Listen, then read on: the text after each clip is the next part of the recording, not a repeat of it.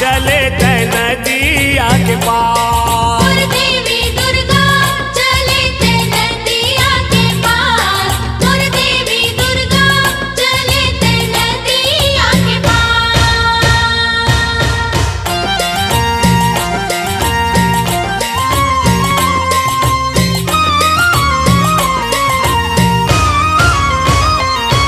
यहो जब जब पाप बढ़े धरती में तब तब लिए अवतारे।